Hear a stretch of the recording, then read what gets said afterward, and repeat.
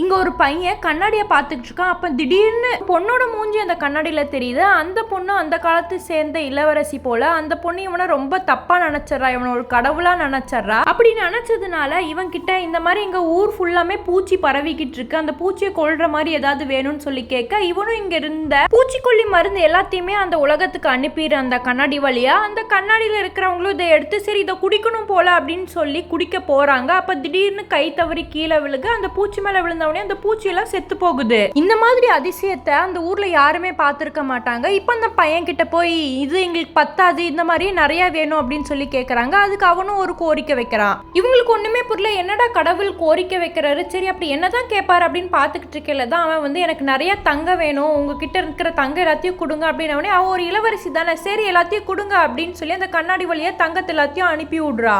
இவன் சொன்ன மாதிரி அவன் கடையில இருக்கிற எல்லா பூச்சிக்கொல்லி மருந்தையும் பேக் பண்ணி அந்த கண்ணாடி வழியா அங்க தூக்கி போட அங்க இருக்கிற எல்லாருமே ரொம்ப சந்தோஷமாயறாங்க. ஏன்னா அவங்களுக்கு வந்து அந்த பூச்சிக்கொல்லி மருந்து அவ்வளோ தேவைப்பட்டிருக்கு. அங்க இருக்கிறவங்க எல்லாருமே ரொம்ப சந்தோஷமா இருக்காங்க. நம்ம கிட்ட இருந்த பிரச்சனை எல்லாமே முடிஞ்சிருச்சு அப்படின்னு நினைச்சிட்டு இருக்கும்போது இங்க இவனை தேடி இவன் கடன் வாங்கினவங்க எல்லாம் வந்துடுறாங்க. வந்தவன் இருந்துட்டு நீ ஒன்னும் கடன் எல்லாம் திருப்பி கொடுக்க வேண்டாம் அப்படின்னு சொல்லி ஒரு போட்டோ காட்டுறான். பார்த்தா அவன் ஒய்ஃப் கூட எடுத்த போட்டோ தான் அது. அப்பதான் அந்த பையனும் நினைச்சு பாக்குறான், போன நைட் வந்து அவன் ஒய்ஃப் வீட்டுக்கே வந்திருக்க மாட்டான், இவனால தான் ஒய்ஃப் வரல அப்படின்னு தெரிஞ்சு பயங்கரமா அவங்க ரெண்டு பேத்துக்குள்ள சண்டையாயிடுது. இந்த மனுஷன் அடி வாங்குறத அந்த பொண்ணு பார்த்துட்டு உடனே படையை திரட்டுங்க, நம்ம இப்ப போர் புரிய போறோம் அப்படின்னு உத்தரவிடுறா.